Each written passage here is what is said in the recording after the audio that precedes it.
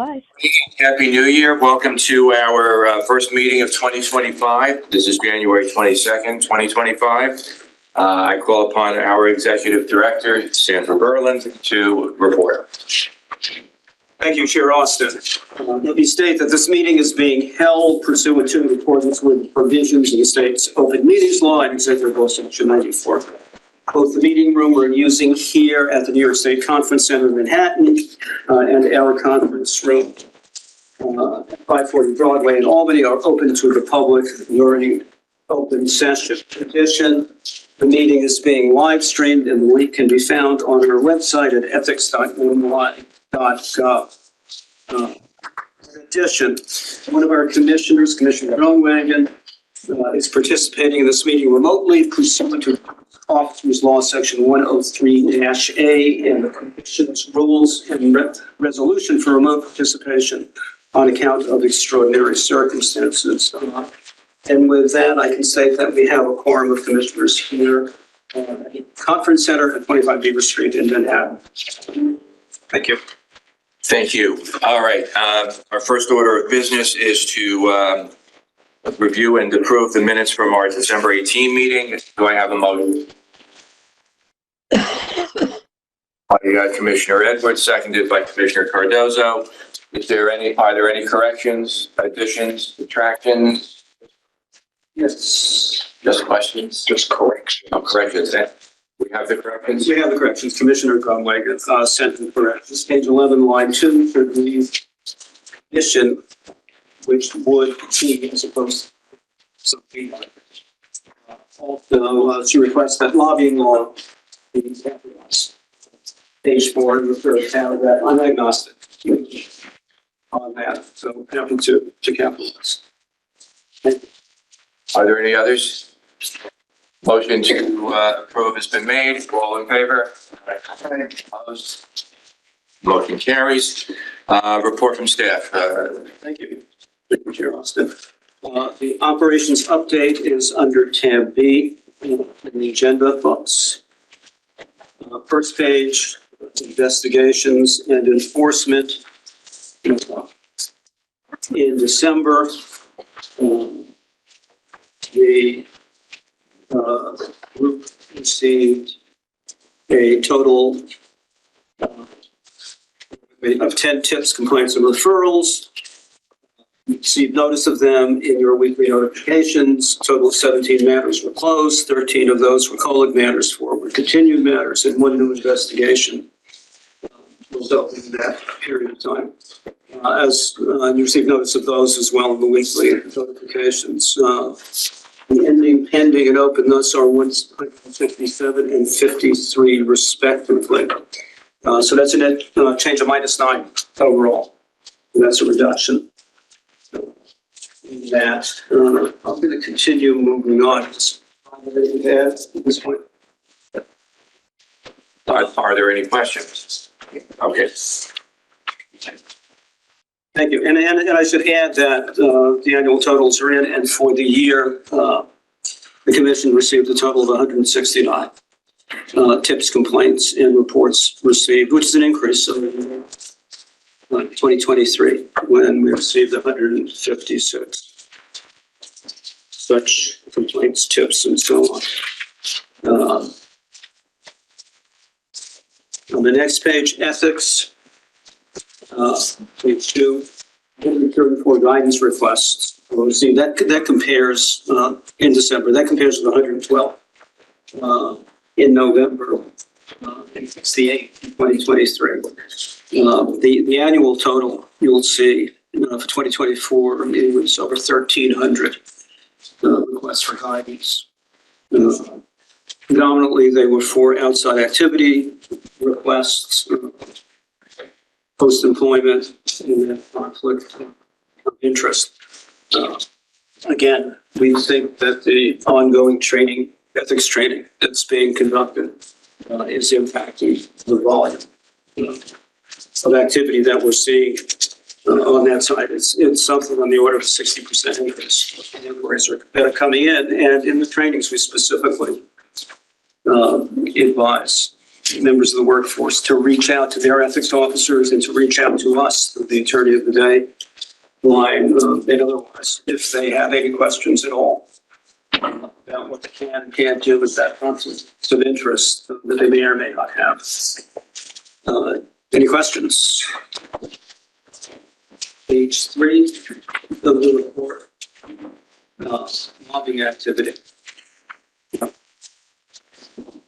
Lobbying activity continues to rise. You'll see that overall, for the year, the number of lobbyists as compared with 2023 has increased from 734 at the end of 2023 to 8,962 at the end of last year. Number of clients has increased as well. December was not a bi-monthly reporting month, so we're not seeing high activity in that respect. January was, in fact, January 15th was a filing deadline for that. We have the start of a new biennial period, so we did see an increase. You can see it here to 3,186 registrations and registration amendments received in December.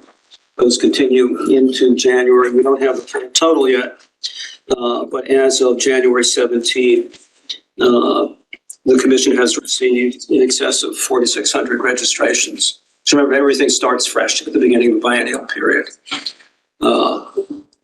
So anyone who's intending to lobby or is clients or intending to lobby have to get their registrations in at this period of time. But we're over 4,600 already in a couple of weeks to go. That'll go up. That's against 4,500 received at the start of the last biennial period, 2023, 2024. So we continue to see an increase in inquiries as well. Over 39,000 in 2024 against 38,000 and change in 2023. Next page, financial disclosure statement.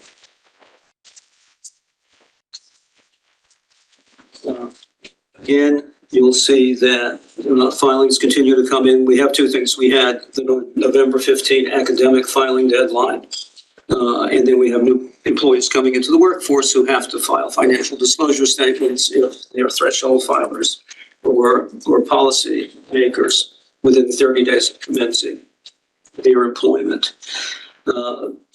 Again, nearly 2,500 failure to file notices went out in December. The outstanding filings reflected here are 782. That has now been reduced to fewer than 300. So staff has started, as Linda said, they would be making the calls and the follow-up. So they've reduced that number substantially. In addition, that one delinquency that was outstanding has now been resolved. So that's taken care of. Melinda, anything you want to add? Melinda Funk, Deputy Director of Financial Disclosure. Good morning.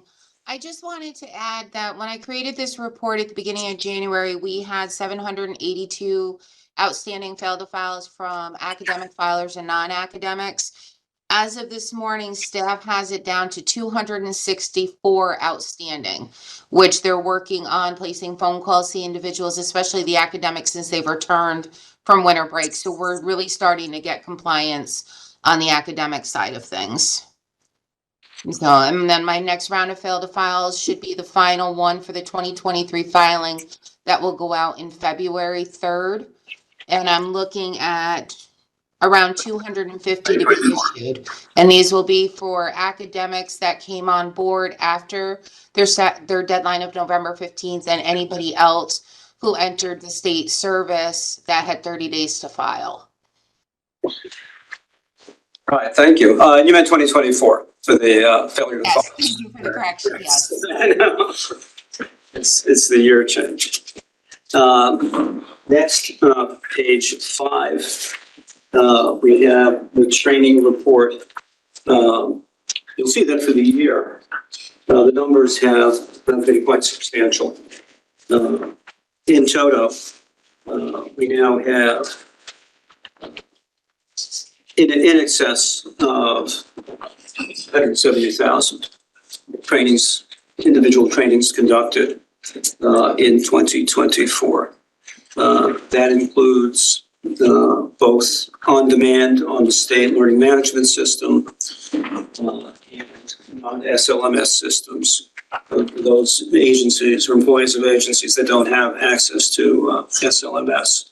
There's been a real surge in utilization of that vehicle, which is a welcome development, as well as a very high level of trainings being conducted by all of the agencies that are affected by the mandatory annual training requirement. In addition, our own training group, notwithstanding the various challenges we've encountered, and we'll talk a little bit about that committee report presented. Our training group trained nearly 18,000 individuals in 2024. That is a remarkable accomplishment. If you think about the fact that under prior law, total trainings, roughly 10,000 individuals a year, and that was spread among all the agencies. And now our own agency alone, which used to do in the hundreds of trainings, is approaching that 20,000 training mark. It's quite a substantial accomplishment. And again, we'll talk about this in more detail. But when you tally everything up, that is the trainings that took place at the beginning of this program in 2022, latter part of 2022, trainings in 2023, and the trainings completed in 2024. As you'll see, we're in gross hitting the mark we had set for ourselves. It's in fact exceeding the mark for having trainings comparable to exceeding the size of the entire executive workforce. Big accomplishment. You can't say that those are unique individuals. We're still populating the database. We'll talk about that as well. But in terms of the number of trainings conducted, it's hitting that target. And we have much ahead of us in the coming months. Any questions? And again, we'll talk about that in more detail. Reports. Next, audits in review. You'll see that for the year 2024, the total number of targeted reviews that are conducted of financial disclosure statements, the number of random audits of lobbying filings, and we only conduct random audits of lobbying filings, and the number of random FDS reviews is in excess of 2,000. Our general target for the group, which is led by Gareth Perrin, Deputy Director of Compliance Audit and Review. Our general goal is to have the group in total complete between 1,800 and 2,000 audits and reviews in a year. And this was a particularly challenging year. They were somewhat short-staffed to address that issue, and they put a good deal of effort into the upgrade for the audit software that they're using, but nonetheless, it's in the target. Which they should be very proud of. I find very, very impressive. Any questions? That brings us to the information office, really the public information division of the agency. The report only covers the FOIL requests that are being handled, but we'll see that.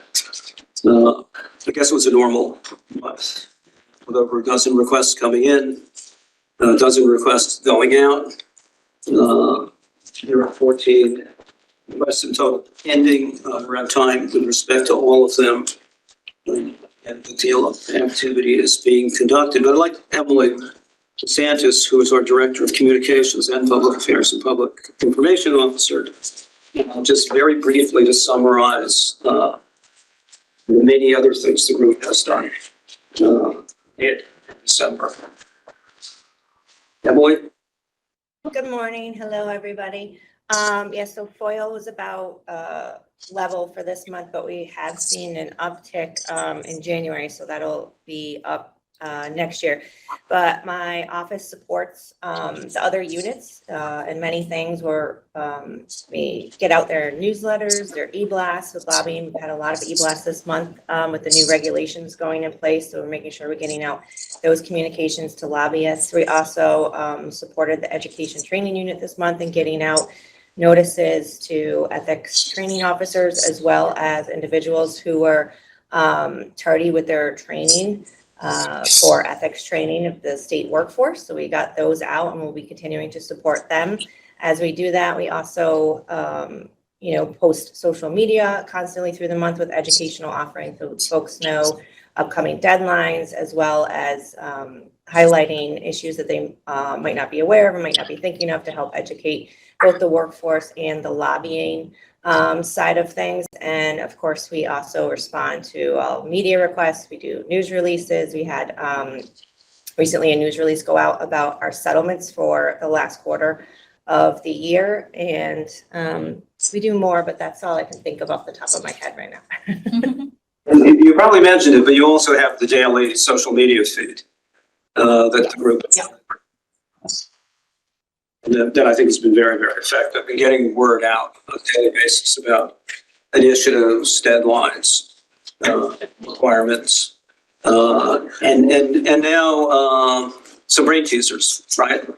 Have been introduced. Yes, we'll be doing some trivia. Oh, and we're also ramping up our legislative affairs efforts. We made sure to update all of our contacts that we've been talking with in the legislature about the activities last month in court, as well as congratulating the new Senate chair and the new Assembly chair for the Ethics Committee. So we've been in touch with those offices as well. Thank you. Thank you. So they didn't quite find Jason. Any questions? Next item on the agenda is budget update. If I may. Yes. I'm not sure that the numbers are anything but great, but there's something that this report has that we haven't seen yet, and that is we're not comparing ourselves to Jacob anymore. We're now comparing ourselves to ourselves. And I think the amount of growth that we have shown in a relatively short time in terms of getting all of this done is a credit, of course, to the commission. We pat ourselves on the back, but it's really the staff who made this happen, and thank you all for that. It'll be nice to be comparing ourselves with ourselves. I think it makes a lot better analysis, and we know where we can fix it and make it better, and it gives us that opportunity. Next. Thank you. That, but we don't have comparison to ourselves. So I should have stopped.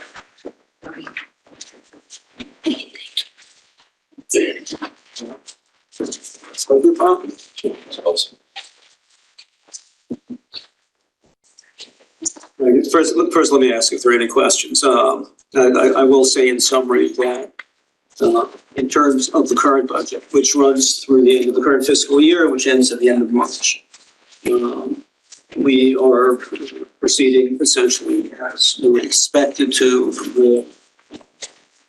Delaying hiring for a variety of reasons. We will have surplus at the end of this year, relatively modest surplus. There are a number of expenses that we need to cover. So we'll be moving money again from the non-personal services side. This is working with the Division of Budget to do that, to cover some of the other expenses we have. Including some software we've acquired, some of the hardware we need in both offices to stay current, to make sure we have backup plans in case there are network outages that affect us. Make meetings more smoothly with fewer interruptions. So there's a lot going on. I circulated yesterday the executive budget proposal as it affects our agency. We had asked for an increase of $844,000. That was largely on the staffing side, the personal services side, but also significantly on the non-personal services side. We have rate accelerations that we have to pay. Hardware purchases and the like. And again, some of the technology that we would buy, that was very cost for us. What we got so far is a $250,000 increase. Yeah, specifically the language in the proposed allocation authorizes us to use that to pay on some old carried over expenses that have been sitting on books. And the plan was to pay those in any event. It's become a kind of albatross around the neck. We've been trying to get those bills paid. We've been going back and forth with the controller's office, the division of budget. They finally decided to resolve the issue the formal way, which was the only other alternative litigation, and that was to put it in the proposed budget bill. So we have that. Haven't had much time to do a lot of analysis. We have looked at what the impact will be on our operations if the proposed appropriation stays the way it is. We will be able to, we think, sustain the level of staffing we have now, plus some positions that filling of offers out, accepted offers out, and have those folks coming. What more we can do, we just have to take a very close look on both the personal services side and the MPS side, and see where that leaves us. But we can talk about that more as we move forward and after we have more time to analyze that. I've initiated discussions with the division of budget, preliminary discussion late yesterday. I'm expecting more information today. The budget hearings will be starting essentially forthwith. The joint hearings typically start within a week or so, end of January, beginning. I haven't seen the schedule yet, but it'll probably come out later today or tomorrow. See what the hearings are. And yes, we have submitted testimony. I certainly do that this time. But that is where we are in the respect to completing this year. It should be good with the surplus. And next year we have to make an assessment. The surplus will be affected by hiring, if any. The surplus is based on a projected hiring through the end of the year, which will not bring us all 68. We need to have some other things happen before we can fill some of the positions effectively with the kinds of candidates we want to bring into the agency. But just based on the projection we have now, based on the staffing we have and the other individuals to whom we've extended offers, we'll have a surplus. That surplus does not carry over. Okay, thank you. Any questions? I just have two. I just get confused. Did you say, I think you already asked, I didn't understand it, that the proposed budget levels will enable you to sustain the existing staff Yes. plus Plus the other individuals. that you anticipated hiring, but it won't meet the proposed staffing plan that you put forth last year. It will not enable us to employ the full 68 that we had. How many people? Well, that's what we have to figure out, because we have to get down to the details. It makes a difference. What level of employee we're bringing in, what compensation is. Second, you also mentioned that I've been paying off from the J. Cole's debts. Are those debts to vendors? Are they what? I'm sorry? Debts to vendors? Yes. Yes. They're debts to vendors. Yep. Any other questions? There's just the bump up in personal services in July and December is attributable to what? Extra payroll periods. Oh, okay. So we can get that bump every few months. We have 3 payrolls instead of 2 in a month. So it creates that unevenness. Other questions? Moving on. I'm not going to read through these. Next, tab D. These are the paid additional per diems. They're posted with the book. They'll be posted. Resolution on diem payments. They the numbers that I read in last commission meeting. The only difference is the cumulative fiscal year to date total for per diem has been corrected. It's a little bit more than was reflected last month in the draft report I read. We've posted the correction. Any questions? And again, those were paid December 31st. Researchers have been pretty good about getting their time sheets on time. Appreciate their continuing diligence in doing that. It makes it a little bit easier all around.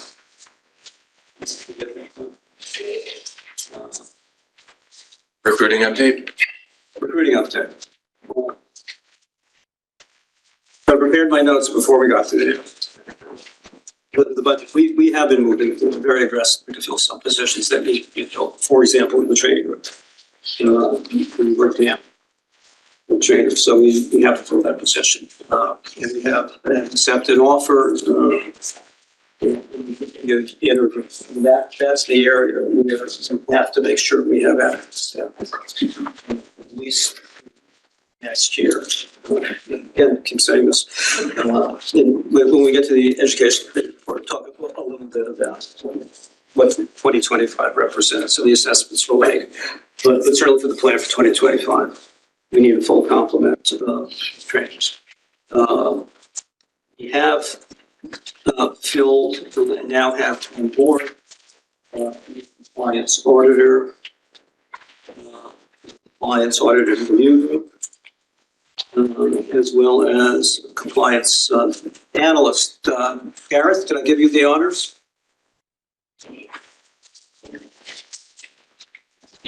Yes, Judge. We have a new compliance auditor, a new compliance analyst, as the judge said there. The compliance auditor, Nibu, came to us most recently from the New York State court system. And the compliance analyst, Olivia, came to us from KeyBank, where she's been working for many years. And both Nibu and Olivia started in our Albany office last Thursday, the 18th. And we're very happy to have them. It's been a tough time to recruit, as you guys all know. And we hope they stay with us here for a long time. And we're glad to have them. They're great hires, especially in this market. And so welcome both Nibu and Olivia. Thank you. Thank you. So both are welcome additions to the group. And we will keep the numbers up. In addition,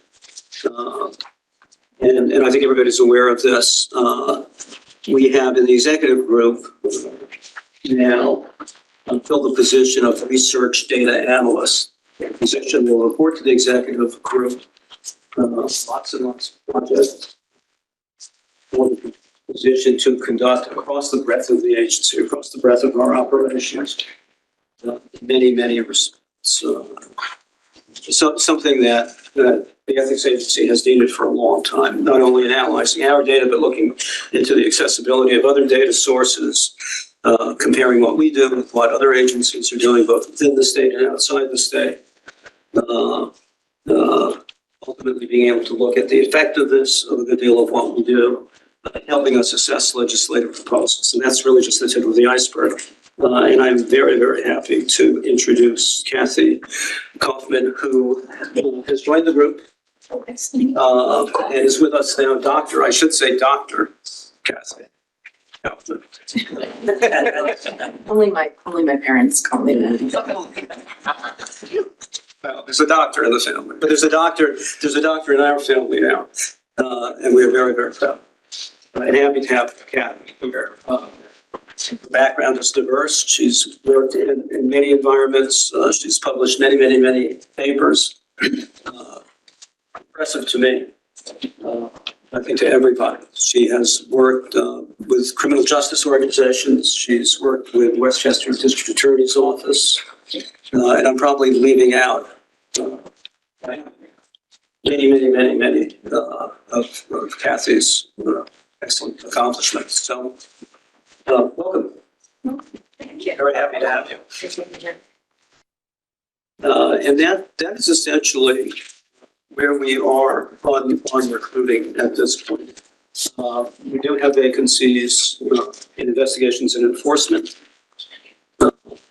vacancies in the lobbying group. On the training side, they're still having challenges going into admin positions. We have done working with temp services. Tried very hard to get a couple of temporary assistants in to help with the increased burdens. As we increase the number of trainings, we magnify the administrative workload. Not to mention the demands of the computerized system we have for scheduling, tracking, the trainings that are conducted, and ultimately doing all the reminders we want to do. But that's essentially where we are. Any questions? Can you tell me why we're having problems with fulfilling the training positions? The problem basically is the pay schedule, pay structure. We have upgraded positions from grade 11 to grade 14. But we're not getting a lot of the applicants we've had so far. We've interviewed quite a few people, and we've renewed the postings again. But they're not. What is the appropriate level, you think? I think 14, 11 to start. I mean, that's when we typically start our admins, and we go up to 14. I think that's the correct position. This is the problem that's endemic to state service right now.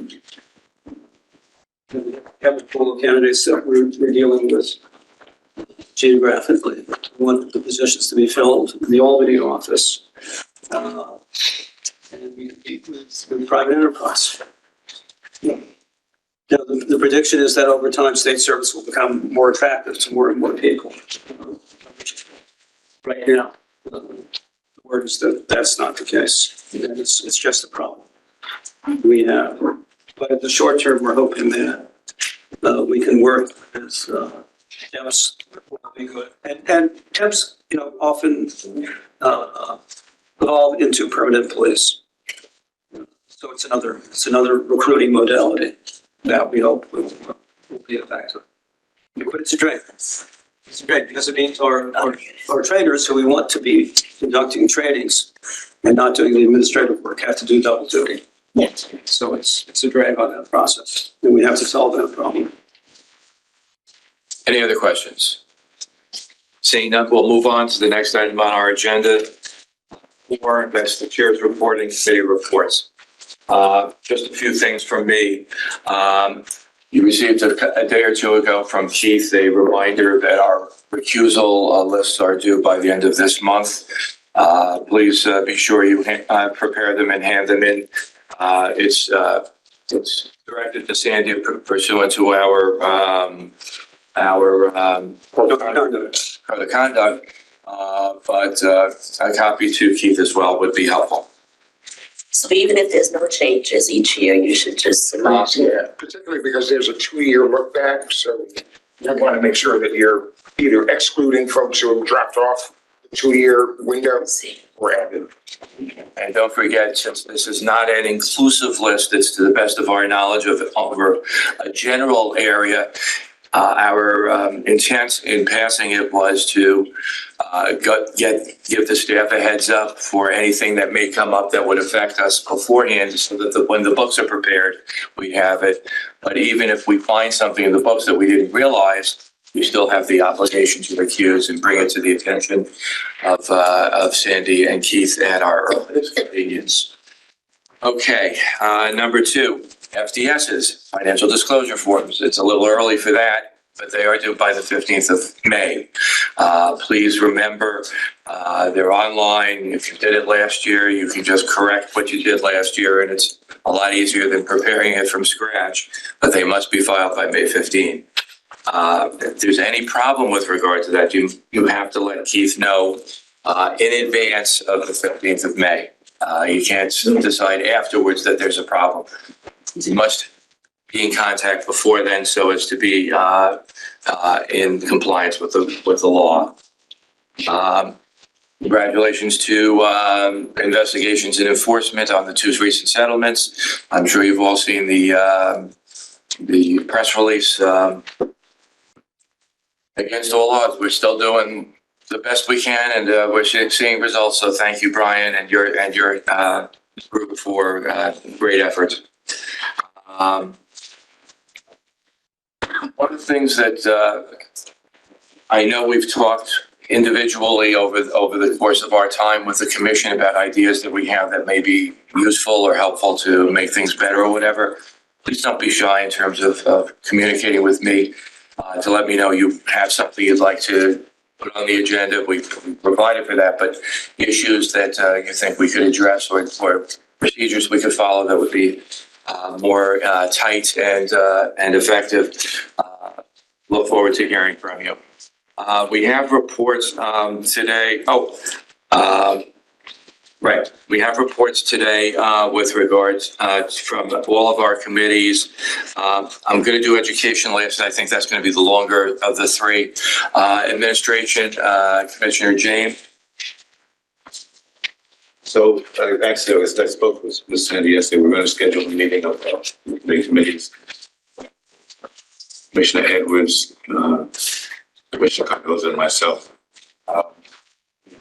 Primary area of focus would be the procedures for resolution, intervention or minor violation, how to develop a more efficient way of holding cases, moving forward with Brian and Sandy.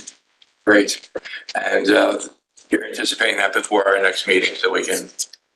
Yes, actually, we want to try and schedule the same day as the legislative committee meeting, but we're going to have to speak to Commissioner Edwards and Commissioner Cardoza. All right, let me know also what dates. Very good. Any questions? Legislative, Commissioner Cardoza. As you know, we adopted the legislative agenda for 2025 at the last meeting, but there are obviously a number of on the agenda for the future, either to add them, subtract them, wait for more study. This could be a fairly extended discussion. So we decided to have a special committee meeting of the committee and hopefully as many commissioners, additional commissioners as possible to join us. We've scheduled that now for February 11th from 2 to 4 p.m. And we'll be sending out notices to everyone and to confirm those dates, and also before the committee meeting of February 11th, with particularly with Emily and Sandy's help, we'll pull together a brief summary of each pending item that we had not yet decided what to do with. We're either studying it or not. We'll have reports of where we are in the studying. And we'd like to discuss where we're going on each of those items and therefore be in a position, time permitting, to have a report for the February meeting of our recommendations of what else we should be doing. Thanks to, particularly to Emily and Sandy, hopefully we can pull that all together, send it to the committee and commissioners in advance of the February 11th meeting, and then have a full discussion on all that. So that's our goal in the coming week. Thank you. Any questions? I should also particularly note that Ava has been particularly helpful in suggestions in this area. Thank you. Okay. Moving forward, Commissioner Edwards, Education and Training. Okay, thank you. The committee met on January.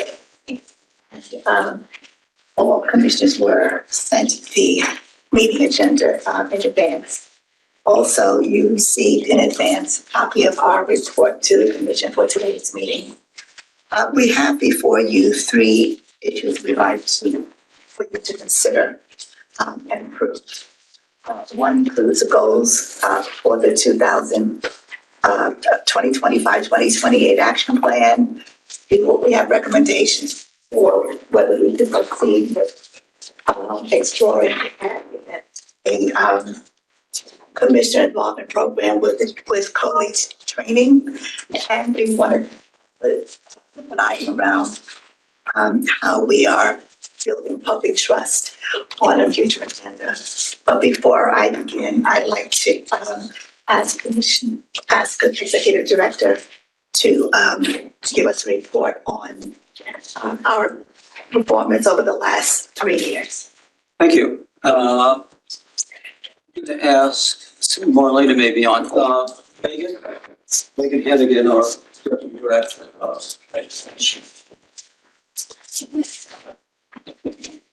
There were some slides that, for those who participated in or observed the meeting of the Education Committee that Commissioner Edwards has referred to on January 15th, Megan and Marlena made a very comprehensive presentation of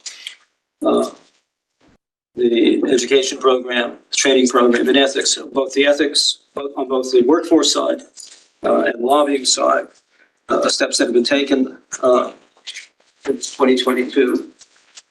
We report on that, implement the plan, training plan that the Commission approved in 2023, and the challenges we have moving forward. This is a condensation of that. Megan, you want to take it, or you? I'm seeing a blank slide, unfortunately. All right, there we go. I apologize. I'm, of course, Marlena is a more technical person than I am. Thank God. All right. I'm actually I'm going to take it away from her for a minute. I'm going to do the first few slides and then, whoops, maybe not. Marlena, you want to steal it back? I'm so sorry.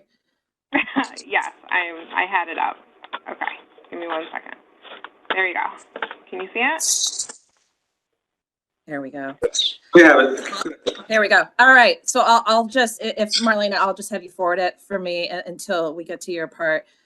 So it's always a good idea to remember where we started from and the major changes we've gone through. As you all know, under JCOPE, we had to only train 30,000 approximately FDS filers every 3 years.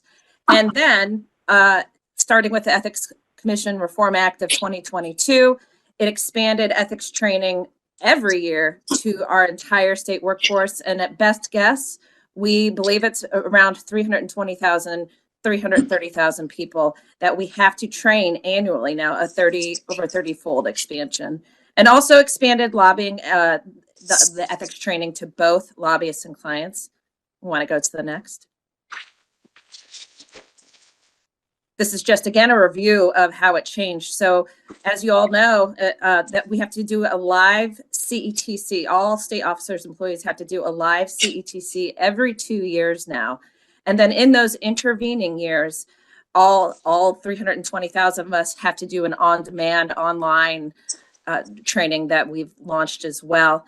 Of course, not every agency has access to that yet. So some of the agencies have been doing the live every year. We always say if you can do the live every year, that is just as good. So every year something is going out to all those 320,000 people.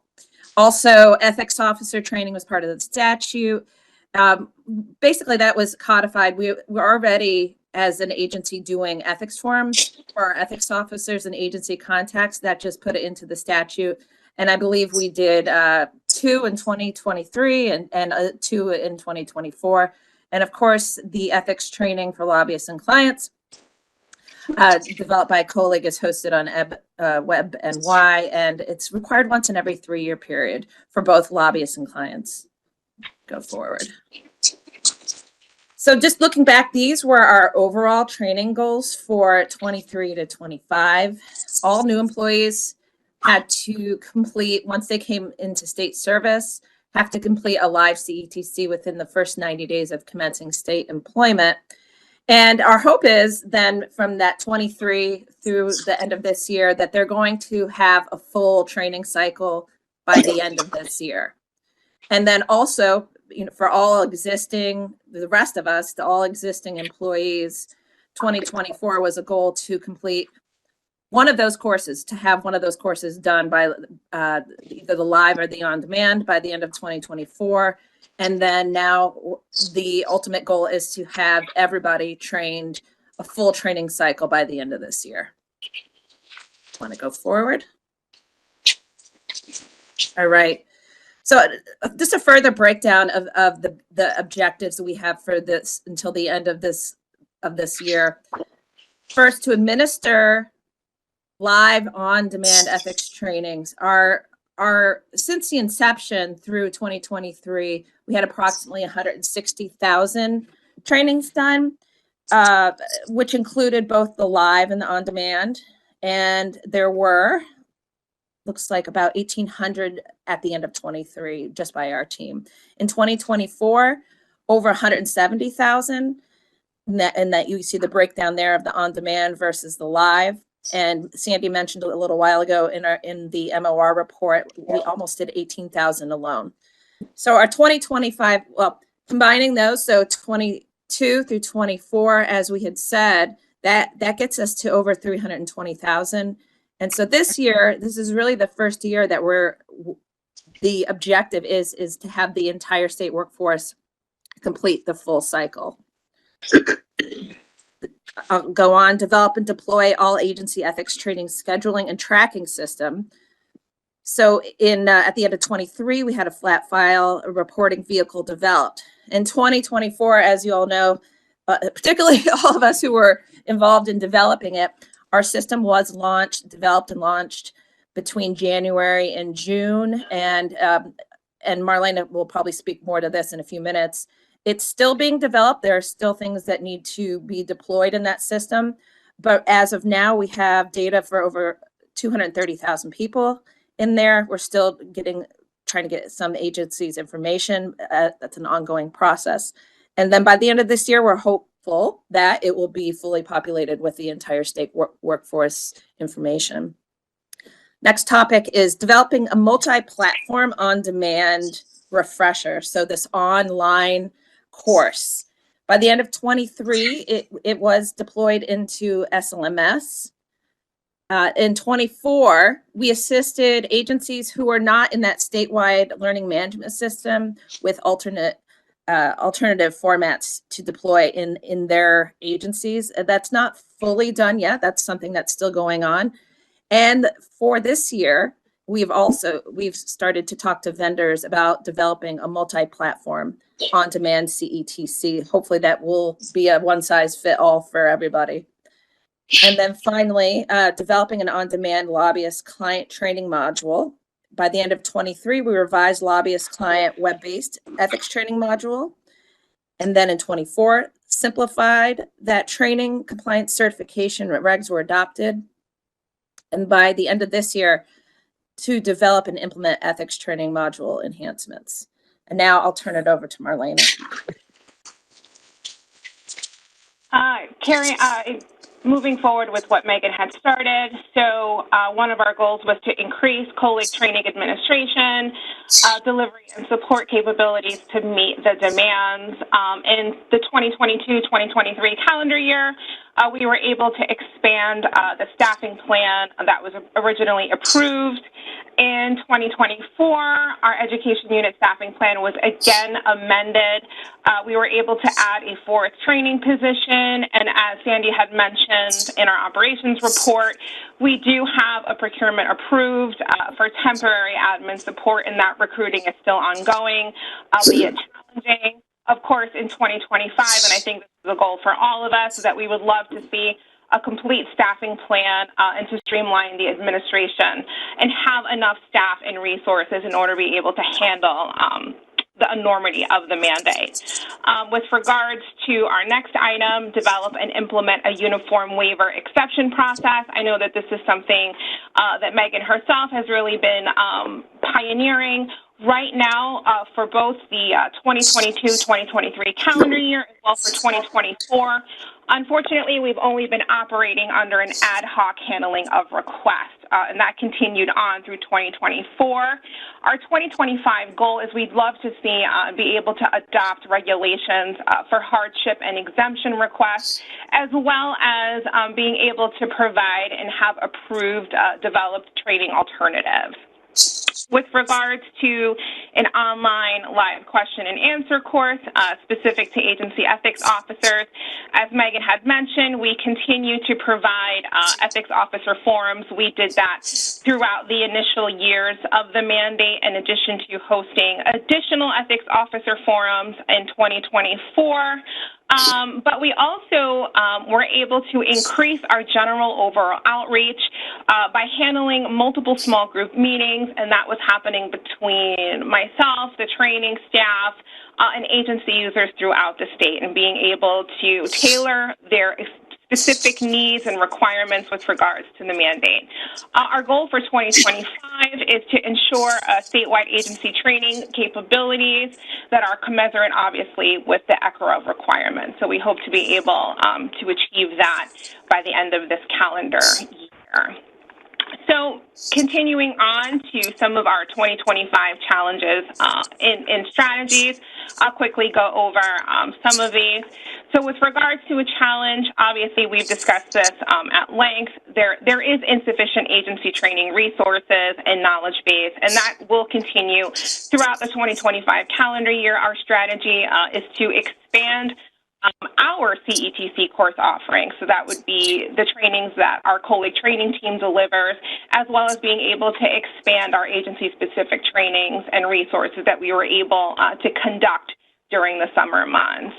A challenge for us are those employees who continue to work non-traditional work hours, settings, lack of infrastructure. They may have zero to no internet, Wi-Fi.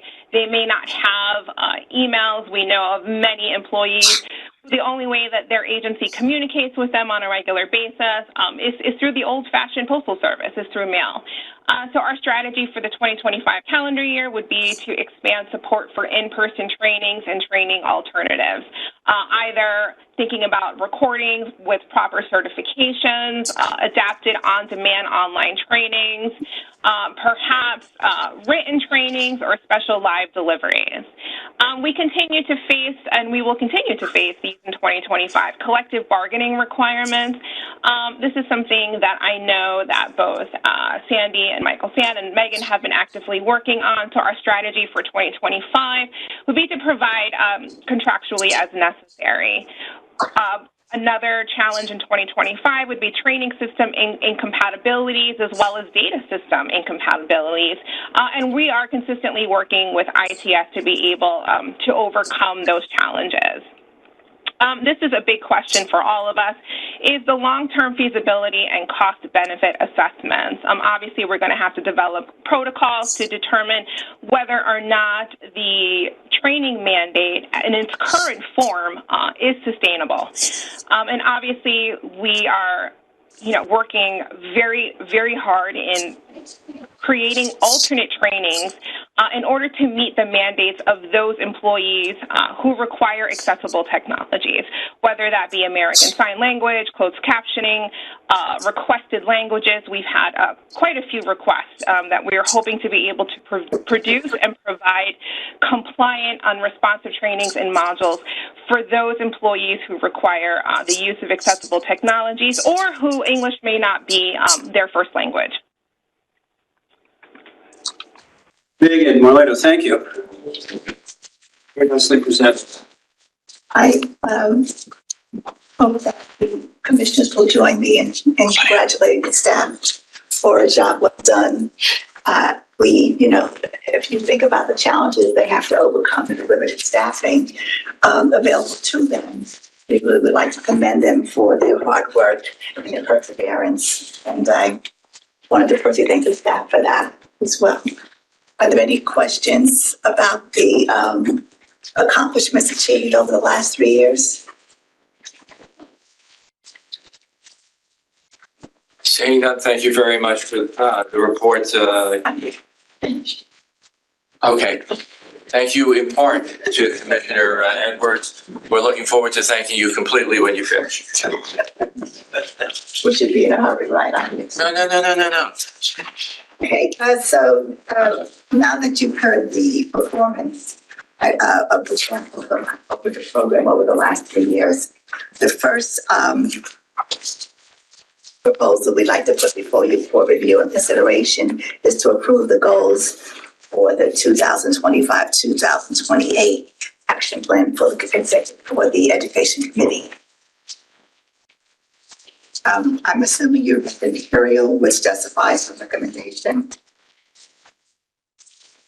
And I'm asking you, the 3 goals that we have, just summary, is to continue to provide oversight of colleagues' statewide ethical training and lobbying programs, present recommendations on policies and practices for education training in response to findings from the survey conducted by Evolve Marketing Research, feedback staff received from the ethics officers who attended the ethics forum, and findings from other related research surveys or other analyses conducted to measure performance over the next 3 years.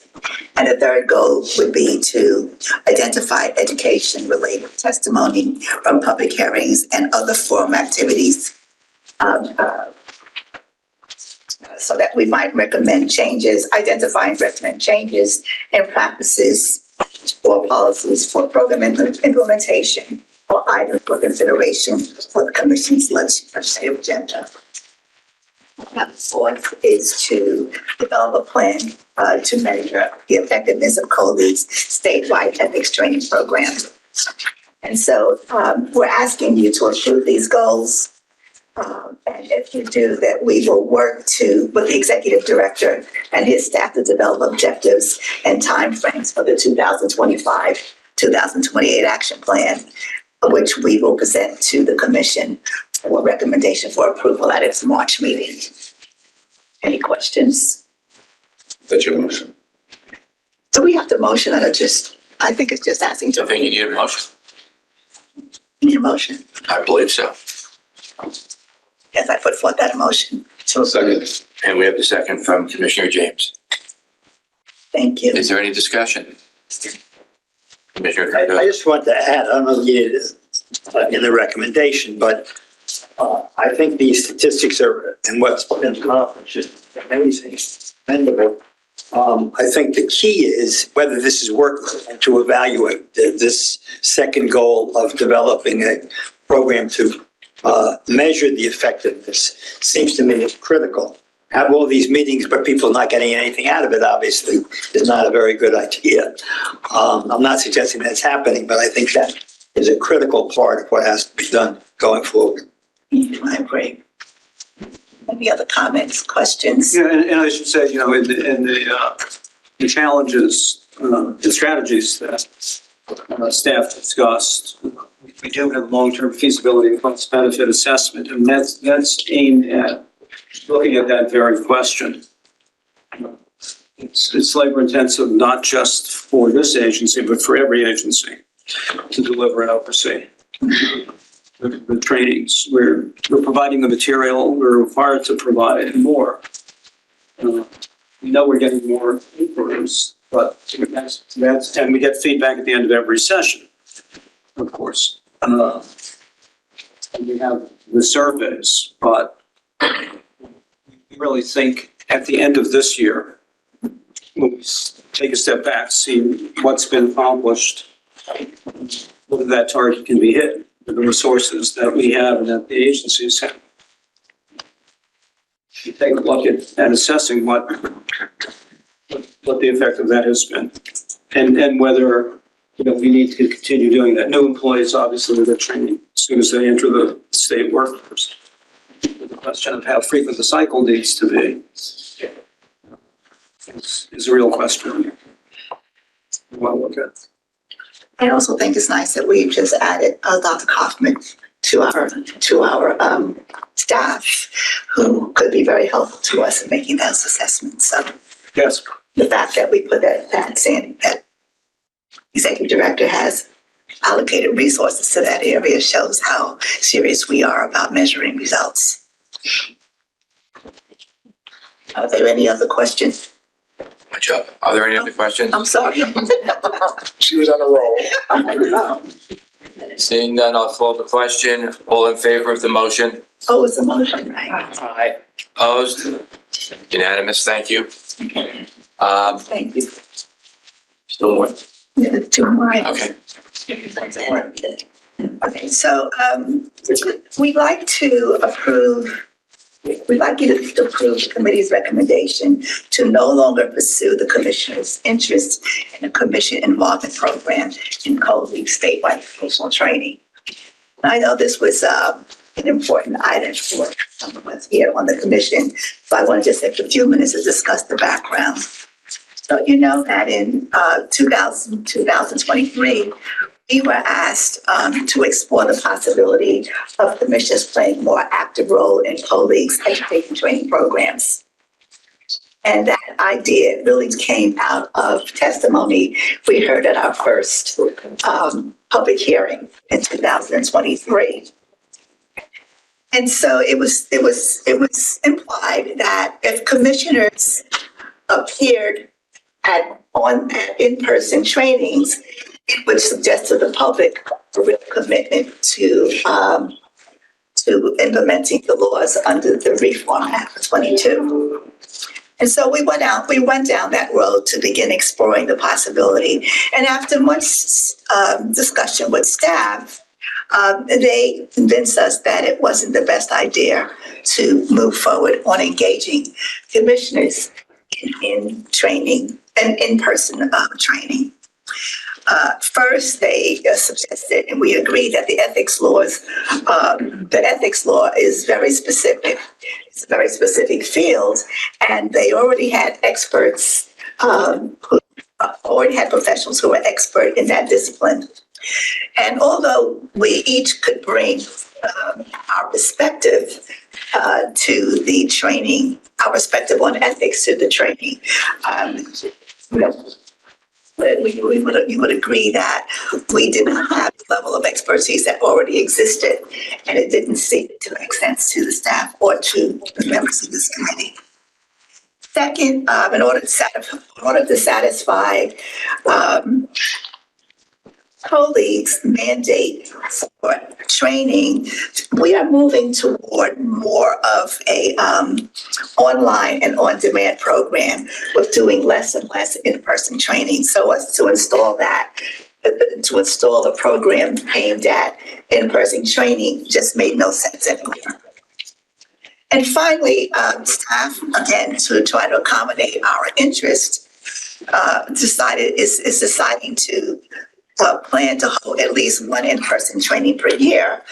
But even that, we feel there will be some logistical problems they would have to overcome. So with those factors in mind, staff presented us with a new proposal, and that is to shift the commissioner's request for involvement to accommodate their online on-demand programs. And you received last month the written narrative that they suggested that be used to allow commissioners who volunteer to participate to read some live or pre-recorded statement. And after, much deliberation, we thought that would be expensive, and we're not sure the degree to which that's going to suggest that we have a commitment to that would not increase the public's trust, and that there are more cost-efficient ways that it can be done, and much of which is being done across the agency now. And so, again, after much discussion, we came to consensus that we should no longer pursue this avenue. But in that discussion, we became aware, which you probably should have been, or I should have been aware of this whole issue of the role we play in public, the role we play in increasing public trust. And we talked about other ways we can do it. We can build upon that, and decided that those areas would go beyond the purview of our committee. But we thought it was important enough to invite the commission to have that discussion at the commission level in the future. And so with that background, we'd like to recommend that we, one, discontinue our interest in building and involving programs through COLE's education programs, and recommend that we have a future discussion at the commission level. Was there ever a motion passed on this? This was actually on the list that Commissioner Grown. I understand that, but that was something that we had discussed, that why aren't we doing it? We were going to bring that up, but that, I don't recall that being a motion that we had passed. We did that. We asked to table it because to go to the education committee. Oh, we referred it to education? Right. Okay. Then there's no motion pending because we referred it to you. It was tabled. it was tabled. Okay. All right, so but that motion to discontinue it or to do it? To do it. The motion is to discontinue our interest Okay. in training for. So you're withdrawing the motion? If there's a motion pending and it's being withdrawn. We have to go back and look at who made the motion. Yeah, we have to look at it. May not have been Commissioner Edwards. I think it was. And then Commissioner I Cardozo. believe there was a discussion of, the commission did want to do it, but then there was a discussion of a general agreement on not doing it, but we wanted to take it back to the education committee to just understand the background behind it, I believe is how it went. But we'd have to look and see who made the motion and what the motion actually specified. So should I put the motion? Can there be a superseding motion, please? Yes. I think so. We have a superseding. So the motion is to not pursue that avenue. Is there a second? Caraballo, excuse me. Is there any further discussion? All in favor? Aye. Unanimous, thank you. And last but not least. Finally, we're asking you to agree to include as an agenda item a discussion on COLE's plan for gaining the public's trust to enforce the ethics law line in the Ethics Reform Act. A major priority for the governor has been to increase public trust by improving transparency and accountability through state government. And of course, the creation of COLE was a major step toward that commitment. And one of the first things our commission did was to, one, establish a communications committee. It was led by Commissioner Cardozo. And to prioritize filling the vacancy for the position communications director, which you know is Emily DeSantis, who's done a commendable job in that area. Now, she implemented numerous methods for increasing transparency and accountability and visibility and messaging reach for COLE. And our committee agreed that it would be worthwhile to have a discussion at the commission level to gain insight into COLE's long-term strategy in this area. This includes articulating COLE's vision for building public trust, the strategies proposed over the long term, and what has been accomplished so far, and finally barriers that might impede progress. We feel that this knowledge would be helpful in determining if additional methods and resources are needed to fulfill our commitment to build public trust. So if you approve, if you agree, we're proposing that the issue of policies and practices around building public trust be placed on the agenda for discussion at a future meeting to the court's decision and COLE's existence is resolved.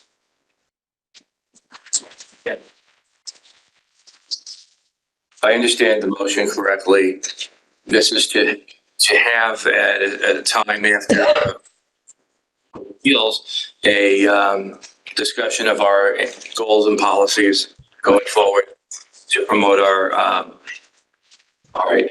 I think that since it's basically a motion that you're suggesting be tabled anyway.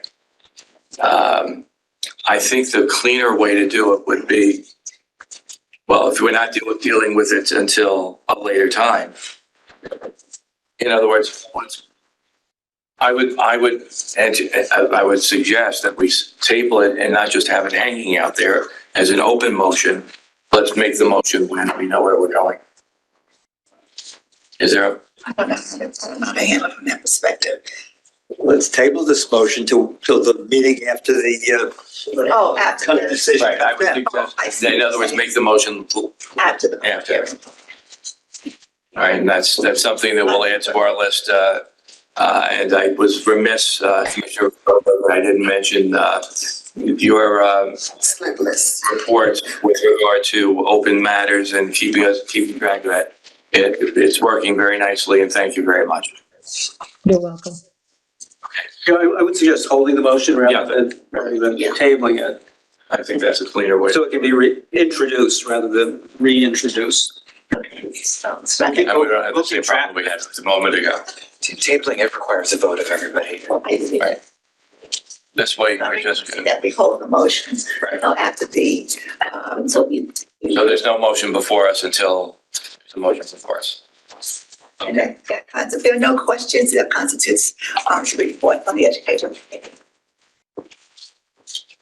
Okay, thank you very much. And I also neglected to welcome Dr. Kathy. Welcome. Okay. I have a question on Commissioner Croang's report. This was, that's in here, or you want to do that at some other place on the agenda? Let's do it now. Yeah, it depends, if they want to do this executive session. I don't know, which question you have.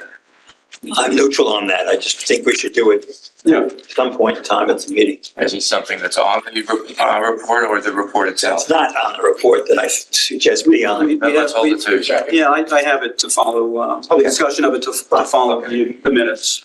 Okay, I'll entertain now a motion to enter into executive session pursuant to Public Officers Law, Section 105, Executive Law, Section 94, sub 11, to address matters concerning employment of personnel, pending litigation, investigation, and enforcement matters that are confidential pursuant to Section 94 of the Executive Law. Commissioner Caraballo, seconded by Commissioner Karas. Any discussion? All in favor? Opposed? We are adjourned to executive session.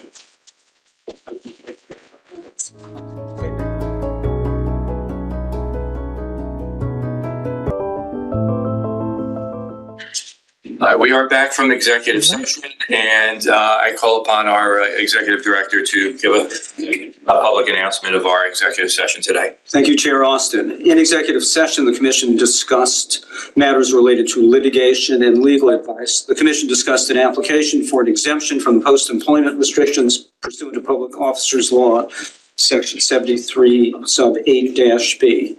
The commission discussed the formal opinion pursuant to Executive Law, Section 94, sub 7C. The commission approved an Executive Law, Section 94, sub 10, Part F report, and the commission closed 8 matters, 7 COLA matters, 1 residual matter, and discussed several other investigative matters. Thank you. Thank you. All right, moving forward with the balance of our agenda, item 7, a request from the State Department of Financial Services pursuant to a Public Officers Law, Section 73, sub 8-B, with regard to approval of a contract with a former employee. We have a motion. So move to adopt the recommendation by Commissioner Karas.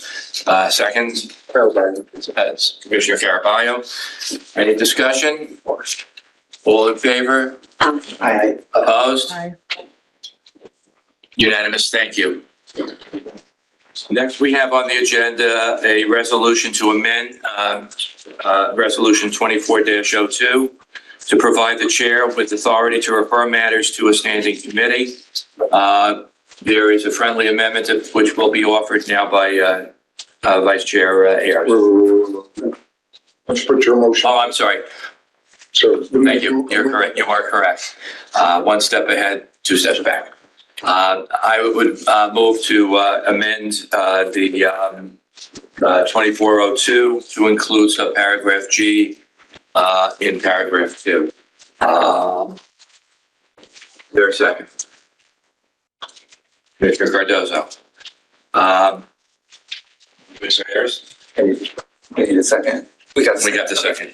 Okay, so my proposal is to add the following sentence to the end of the draft, paragraph G. We would say the commission may, upon the motion of any commissioner, vote to override any such referral or assignment at the next regular meeting. I think is probably, to me, is regularly scheduled meeting. Regular meeting, I said, but I feel like that would probably be implicit anyway, but I think it may help with folks' concerns if that's clear in the text. I agree with you, and I'll accept that as a friendly amendment. Right. Is there any other discussion? Commissioner Edwards. Yeah, I have a question about section, page 5, section D. Excuse me, section B. Section B. Point of clarification. First, I want to confirm that this language regarding the chair and the executive director being ex officio members, was that part of our original resolution that was passed in 2023? I believe it was. It was, okay. Second question is, both of the ex officio members are non-voting members. Correct. And so I want to assume that when we're scheduling our meetings, we only need to get a quorum based on the members and not the ex officio members. Correct. Correct. Ex officio do not count towards quorum. Quorum, okay.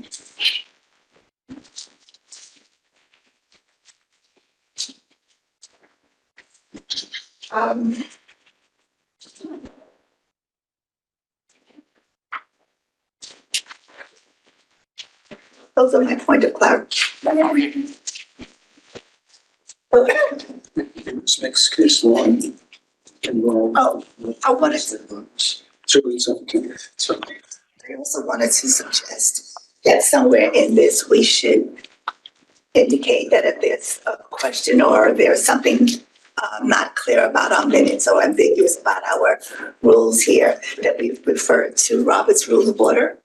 That's implicit in everything. I don't think so. Somebody's vote to adopt Robert's rules formally. All right, since that's, may I suggest we hold that motion and we'll discuss it and put it on the agenda for the next meeting to guide ourselves under Robert's rules. Not to guide, it's only in the midst where this becomes question, but something here becomes question or something we didn't cover, we refer to Robert's Rule. Only with regard to the committee structure? Yeah. There may be something in Robert's rules that we already have a procedure that's inconsistent with that. Right. So Say any ambiguity will be resolved or any. Could I just interject, we should check case law on that. We are an administrative body and we are governed both by SAPA and legislative construction law. There is authority on that specific questions. Okay. So let's do this, I would say. We have a motion to include a mention of Robert's rules in 2402, resolution 2402. Is there a second? Well, We have a. No second, there's nothing to discuss.